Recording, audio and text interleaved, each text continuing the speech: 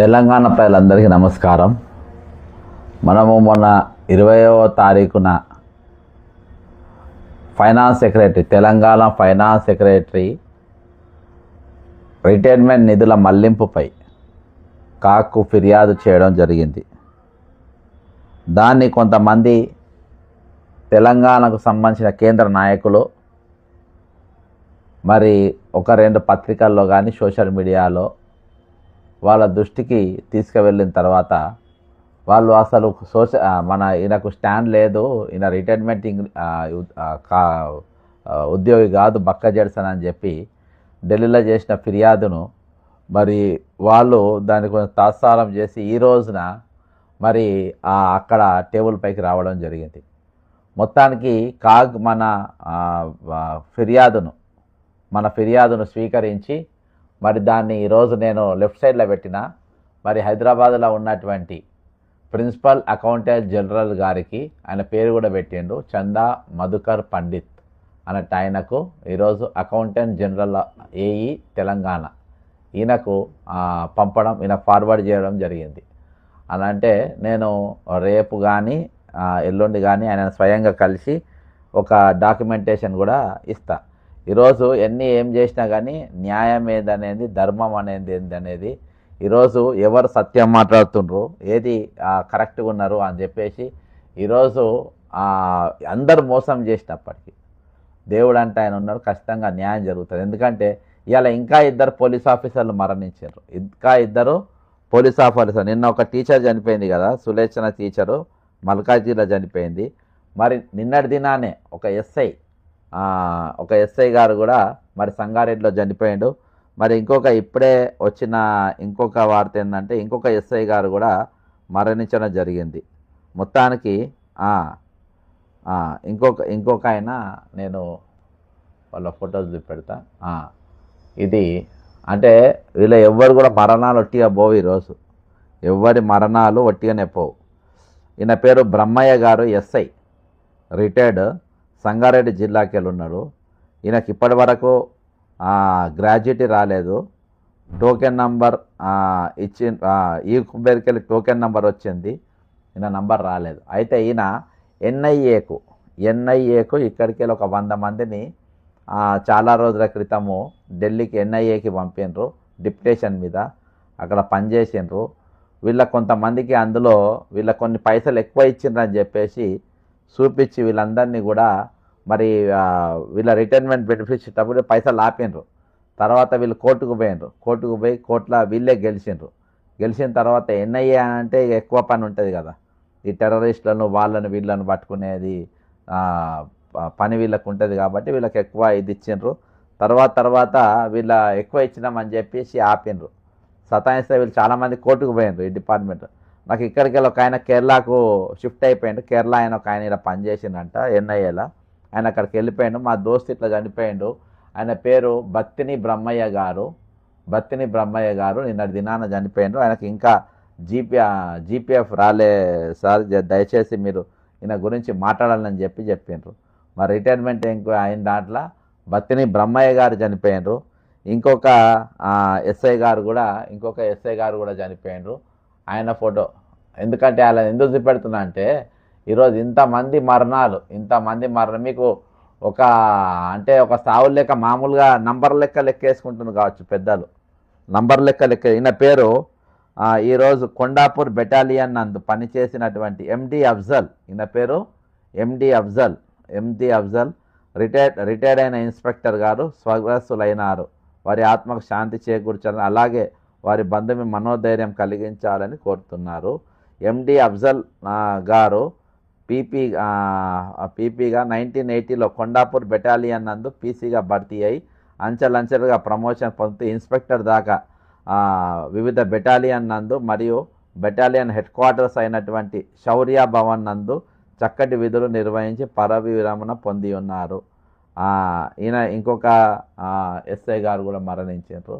ఈరోజు వీళ్ళందరికీ కూడా ఈరోజు ఇవ్వాల్సిన పైసలు ఇవాల్టి వరకు ఇవ్వకుండా ఈరోజు వాళ్ళు చాలా మనోవేదనతోనే వీళ్ళందరూ మరణిస్తూ ఉంటారు. కాబట్టి వీళ్ళ డబ్బులు ఆపుకోవడం అనేది 101%. ఇది మంచి పద్ధతి కాదు. వాళ్ళ పైసలు వాళ్ళకి ఇవ్వాలి. ఎందుకంటే ఈరోజు వాళ్ళు సర్వస్వం వద్ది మన కోసం పనిచేసారు. అయితే ఇది సాలీసాలన సబ్జెక్ట్తోని ఈరోజు బీజేపీ నాయకులు చేసినటువంటి దీని గురించి ఇక జర మాట్లాడదాం. ఇవాళ నేను సాయంత్రం కొద్దిసేపు మాట్లాడినా కానీ ఈరోజు మనం కొన్ని విషయాలు ఈరోజు మాట్లాడాల్సిన అవసరం ఉంది. మనం ప్రతిదీ పాయింట్ ప్రకారం దీని ప్రకారమే మాట్లాడినాం. ఏది మన చట్టం ప్రకారం ఎందుకు వాళ్ళ డబ్బులు ఇస్తలేరు అనేది మనం చాలా లోతుగా విశ్లేషించి మరి మాట్లాడడం జరిగింది. అయితే వీళ్ళు మాత్రం ఇందులో అసలు మాకేం లేదన్నట్టు మాకు తెలియనట్టుగా ప్రయత్నం. అయితే ఈరోజు కంట్రోలర్ అండ్ ఆడిటర్ జనరల్ దగ్గర దీన్ దయాళ్ నగర్ ఉపాధ్యాయ దగ్గర ఈరోజు మనకు ఫిర్యాదు ఏదైతుందో ఇక్కడికి పోయింది. అక్కడికి వెళ్ళి ఈ రోజున అది హైదరాబాద్కు ట్రాన్స్ఫర్ అయింది. అయితే ముఖ్యంగా మనం పెట్టిన ఒక బలమైన పాయింట్స్ ఏందనంటే ఇందులో డైవర్షన్ చేయొద్దు. డైవర్షన్ కాకూడని పైసలు వీళ్ళు డైవర్షన్ చేసిండ్రు. అంతేకాకుండా దాదాపు ఒక 41 మంది రిటైర్డ్ ఉద్యోగులు ఇప్పటికీ మరణించారు. యాక్చువల్గా ఇవాళకి 60-70 దాటిపోయిన ఇప్పుడు నంబర్లు పెరుగుతూ ఉన్నాయి. మనకు లేట్గా ఇన్ఫర్మేషన్ వస్తూ ఉంది కాబట్టి అవి మనకు వస్తుంది కాబట్టి ఇది మనకు లేటుగా వస్తూ ఉంది. అయితే ఇందులో ముఖ్యంగా ఏంటంటే use of committed expenditure funds for other purposes. అయితే ఇది ఎటువంటి పర్మిషన్ లేకుండా ఎటువంటి నోటీసులు మనకు అందరికి వేయకుండా ఈరోజు కమిటెడ్ ఫండ్స్ ఏవైతే ఉన్నాయో అవి వేరే దానికి వాడుకోవడం జరిగింది. ఈరోజు జరిగిన 3 గంటల దీక్షల ఎక్కడ కూడా ఈ చర్చకు రాలేదు. నంబర్ 1 చాలా ఇంపార్టెంట్ పాయింట్ ఇది. Pension gratuity PF payments are non discretionary statutory liabilities and their non-payment despite allocations indicates serious violation of financial propriety and constitutional mandates. ఇవన్నీ రాజ్యాంగ విరుద్ధము అని నేను ఇచ్చిన నా ఫిర్యాదులో చాలా బలంగా పేర్కొన్నా. నన్ను కొట్టేయనికి లేదు, నాకు లోకల్ స్టాండ్ అనడానికి లేదు. ఎందుకంటే నేను ఒక యాక్టివిటిస్ట్గా నేనున్నా. ఈరోజు దాదాపు ఇంతమంది మరణించిన ఇంతమంది ఇది చేసినా కానీ 4 నెలలకెళ్ళి సబ్జెక్ట్ అనేది ఎక్కడ డైవర్ట్ కాకుండా ఈ సబ్జెక్ట్ను దీన్ని లైవ్లో ఉంచి ఎప్పటికప్పుడు దీని గురించి ప్రభుత్వంతో ప్రత్యుత్తరాలు అనేది రెగ్యులర్గా ఏదో విధంగా చేస్తూ ఈరోజు దాన్ని లైవ్లో ఉంచినాం కాబట్టి ఒక యాక్టివిటిస్ట్గా నాకు పూర్తి హక్కు ఉంది.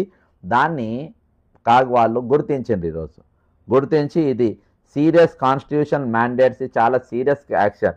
ఈరోజు నేను ఒకటి చెప్తున్నా, ఈరోజు దీక్ష చేసిన వారు మీరు కేంద్రంలో అధికారంలో ఉన్నారు. ఈరోజు ఈ వయలేషన్ అనేది ఇక్కడ నేను పాయింట్స్ లేవనెత్తిన ఈ పాయింట్స్ అన్నీ కూడా మీరు ఈరోజు ఒక యాక్షన్ తీసుకోవడానికి బలమైన అస్త్రాలు మీ దగ్గర ఉన్నాయి. ఒకటి ఏంటంటే ఈరోజు పెన్షన్ కానీ గ్రాడ్యుయేట్ కానీ పిఎఫ్ పేమెంట్లు కానీ ఇవన్నీ డిస్క్రిషనరీ స్టాచ్యుటరీ లయబిలిటీస్ అండ్ ఇవన్నీ కూడా serious violation of financial property.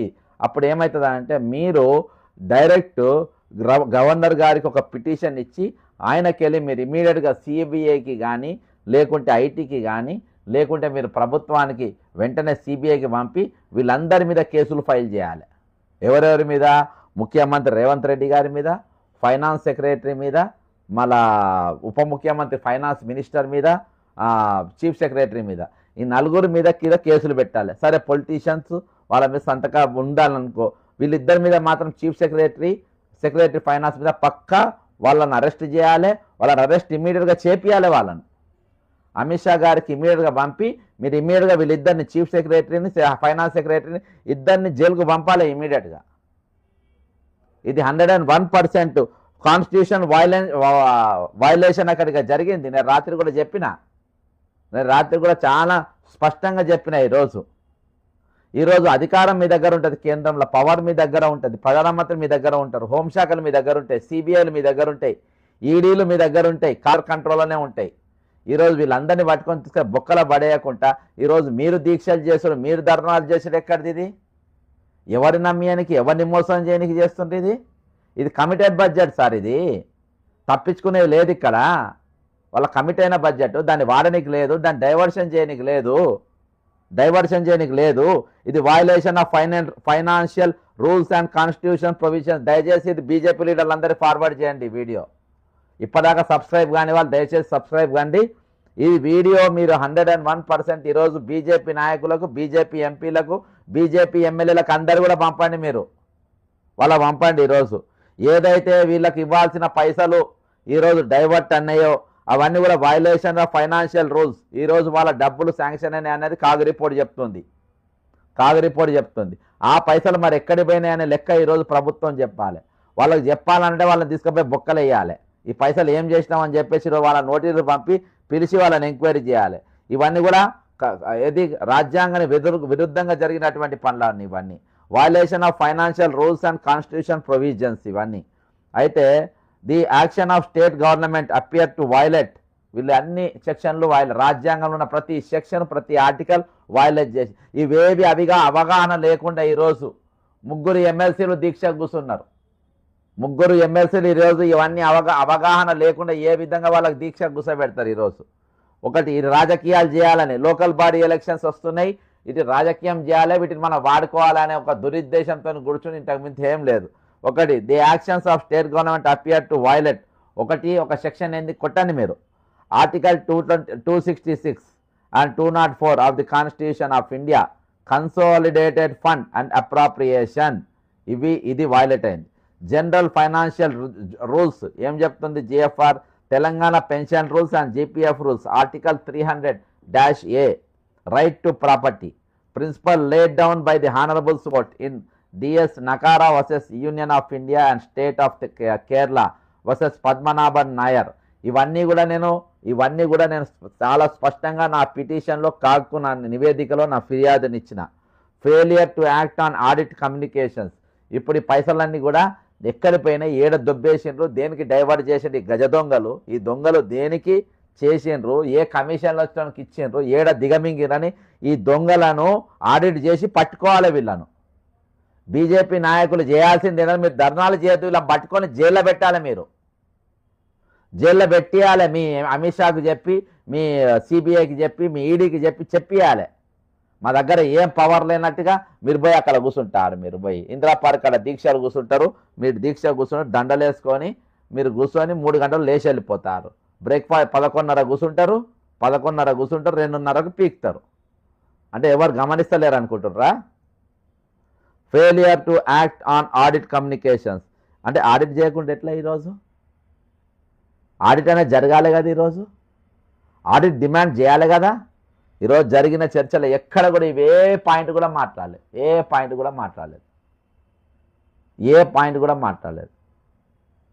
ఈరోజు భారతదేశం మొత్తంలో బీజేపీ పాలిత రాష్ట్రాలంతటా కూడా ఈరోజు రిలేట్ బెనిఫిట్స్ మేము బరాబర్ ఇస్తున్నామని చెప్పి ఎందుకు చెప్పలే? మీరు ఎక్కడ కూడా మేము ఆపలేదని ఎందుకు చెప్పలే? పిఆర్సీ ఇంప్లిమెంట్ చేస్తున్నామని మేము ఎందుకు చెప్పలే? డిఏలు ఇస్తున్నామని మీరు ఎందుకు చెప్పలే? 1/1/2025 రోజున మేము అందరూ కంప్లీట్ చేసినామని ఎందుకు చెప్పలే? రాబోతున్నాయి కూడా మేము ఇవ్వబోతున్నామని ఈరోజు మీరు మీటింగ్లో ఎందుకు చెప్పలే? కాగ్ రిపోర్ట్ మీరు ఎందుకు ప్రస్తావించలే? కమిటెడ్ ఎక్స్పెండిచర్ అనే పదాలు మీరు ఎందుకు వాడలే? వయలేషన్ ఆఫ్ ఫైనాన్షియల్ రూల్స్ను వీళ్ళు మొత్తం బ్రేక్ చేసిన అనేది ఈరోజు మీరు ఎందుకు వాడలే? ఈ పదాలు ఎందుకు వాడలే? అంటే ఈరోజు రాష్ట్ర ప్రభుత్వాన్ని ఇరికిచ్చే ఏ పదాలు కూడా వాడకుండా మీ డబ్బులు మీకు ఇచ్చేదాకా మేము యుద్ధం చేస్తాం, మేము ఇది చేస్తాం, వాళ్ళ ఓట్లతోని బుద్ధి చెప్పాలి, వాళ్ళని ఒడగొట్టాలి, ఆ ఓట్లు మాకేయాలి, మాకు ఓట్లు వేయడానికి మేము ఇక్కడ దీక్ష పెట్టినాము, మమ్మల్ని చూసి ఓటు వేయండి.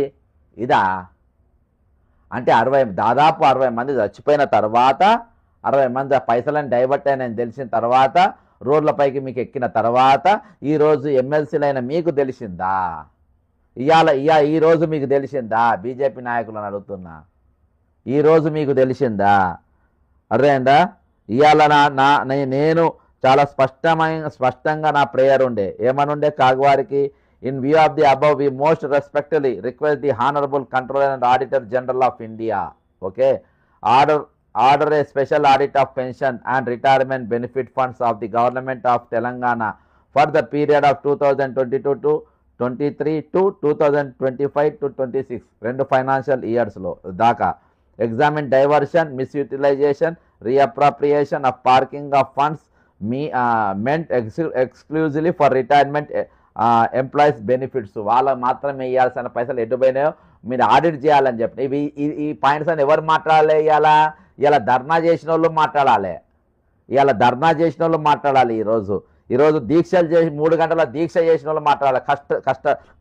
ఏది 3 గంటలకు దీక్ష చేసినట్టు వరకు ప్రాణం మీదకి వచ్చింది వాళ్ళకు. ఇలా ప్రాణం మీదకి తెచ్చుకొని వాళ్ళు దీక్ష చేసిండ్రు. For accountability and responsibility and officials involved in financial mismanagement. ఇది ఫైనాన్షియల్ మిస్మేనేజ్ ఎవరితోనైంది? చీఫ్ సెక్రటరీతో అయింది, ఫైనాన్స్ సెక్రటరీతో అయింది. కాబట్టి వీళ్ళిద్దరు జైల్లో పెట్టాలి. ఈరోజు వాళ్ళిద్దరు జైల్లో ఉండాలి. వాళ్ళిద్దరు జైల్లో ఉండాలి. Submit special audit report to the honourable president of India. వీళ్ళ గుడి ఇది ఎవరిప్పియాలి? గవర్నర్తో ఎవరిప్పియాలి? ఈ ఇవాళ ధర్నా చేసిన వీరులు ఇప్పియాలి. ధర్నా చేసిన వీరులు ఈరోజు ఇప్పియాలి. President of India and parliament under article 151 of constitution వీళ్ళు ఇప్పియాలి. నేను కాకి ఇచ్చిన. Recommend immediate corrective measures to ensure release of pending retirement benefits with interest, public interest. ఇదంతా ఇక ఈ పాయింట్స్ అన్నీ కూడా రాసి ఈరోజు ఇవ్వడం జరిగింది. ఖచ్చితంగా దీనిపైన ఒక గట్టి చర్య అనేది ఉంటుందని నేను నమ్ముతున్నా.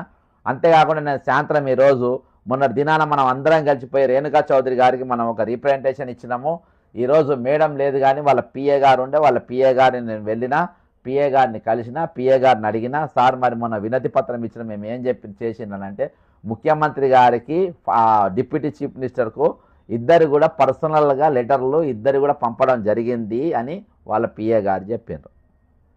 ఇద్దరు కూడా లెటర్లు అదే రోజున రేణుకా చౌదరి గారు ఇద్దరు కూడా ఫార్వర్డ్ చేసిండ్రు. మేడం గారు ఢిల్లీకి పోయినారు 26 జనవరి జెండా వందనం. మళ్ళీ శనివారం అట్లా వస్తారు.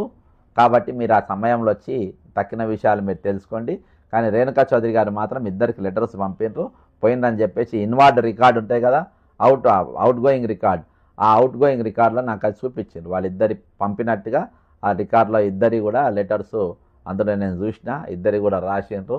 కాపీ అడిగితే అది మరి మేడంనే మీరు అడగండి సార్, అది మేము ఇయ్యనికి లేదు, కానీ మేడం సంతకం అయిపోయింది, మేడం శనివారం వస్తుంది, మీకు కాపీ కావాలంటే శనివారం వచ్చి మీరు తీసుకోమని చెప్పి నాకు చెప్పడం జరిగింది. మొత్తానికి అక్కడికి వెళ్ళి ఒక మూమెంట్ అనేది చీఫ్ మినిస్టర్కు మరి వీళ్ళకిద్దరు కూడా జరిగింది. అంటే ఈరోజు వీళ్ళు చేయాల్సిన పని వీళ్ళు చేయాలి. ఎవరు చేయాల్సిన పనులు వాళ్ళు బరాబర్ చేస్తే ఈరోజు ఖచ్చితంగా పైసలు వస్తాయి. కానీ అది పక్కన పెట్టి ఈరోజు అధికారం దగ్గర పెట్టుకొని ఈరోజు సిబిఐని, ఈడీని అన్నీ కూడా మీ చేతిలో పెట్టుకొని ఈరోజు అసలు ఏదో కామన్ మ్యాన్గా చేసినట్టుగా అసలు మా దగ్గర ఏం శక్తి, నా సొంతోడు చేయాల్సిన పని మీరు చేయొద్దు. మీ దగ్గర పవర్స్ ఉన్నాయి, మీ దగ్గర శక్తియుక్తులు ఉన్నాయి, మీ దగ్గర డిపార్ట్మెంట్లు ఉన్నాయి, మీ దగ్గర అమిత్ షా ఉన్నాడు, మీ దగ్గర సిబిఐ ఉన్నది, మీ దగ్గర ఐటీ ఉన్నది, మీ దగ్గర ఈడీ ఉన్నది. వాళ్ళందరి మీద ప్రెజర్ తెచ్చి ఈ డైవర్ట్ చేసిన దొంగలను పట్టుకొని వచ్చి జైల్లో పెట్టాలి. దొంగలు వీళ్ళు. ఎవరైతే రిటైర్మెంట్ బెనిఫిట్స్ ఎత్తుకపోయినరో, ఎవరైతే ఇంతమంది మరణాల కారకులు అవుతున్న ఆ దొంగలను తీసుకుపోయి ఈరోజు జైల్లో పెట్టాల్సిన అవసరం ఉంది. ఖచ్చితంగా 101% వీళ్ళందరినీ జైల్లో పెట్టాలి. ఈరోజు వాళ్ళని పక్కన పెట్టి ఈరోజు మేము మా వెనుక ఏం లేదు, జర మాకు సాయం చేయండి అని చెప్పి మీరు అనుకునే పరిస్థితి ఎక్కడిది? కాబట్టి దీని మీద నేను మనవాళ్ళు కాకుండా కొంతమంది సుధాకర్ మండి 5 years PRC health card spending since long term sir, video voice రావడం లేదంట. ఓకే వస్తుందా సార్ ఇప్పుడు? రైట్. అయితే ఇది బీజేపీ వాళ్ళు చేసిన డ్రామా ఎలక్షన్ దృష్టిలో పెట్టుకొని చేస్తున్నట్లుగా ఉన్నది. వాళ్ళు ధర్నా కంటే ముందు గవర్నర్తో సెంట్రల్ గవర్నమెంట్కు లెటర్ రాపించి ఉంటే బాగుండేది. గేమ్ ఆడుతున్నారు అనిపిస్తుంది. 101%. వాళ్ళు ఎప్పుడైతే 2:30 మీటింగ్ ఏమైపోయాడు బాస్, 2.5 ఇది 3 గంటలల్లో మొత్తము ధర్నా ప్యాక్ అంటే ఏందన్నట్టు 5 గంటల వరకు వాళ్ళ పర్మిషన్ ఉంటుంది. కనీసం 5 గంటల ఎక్కడ కూర్చోవాలి? 3 గంటల 11:30 కూర్చొని లంచ్ టైం వరకు లేచి పీకితే అదేం దీక్ష?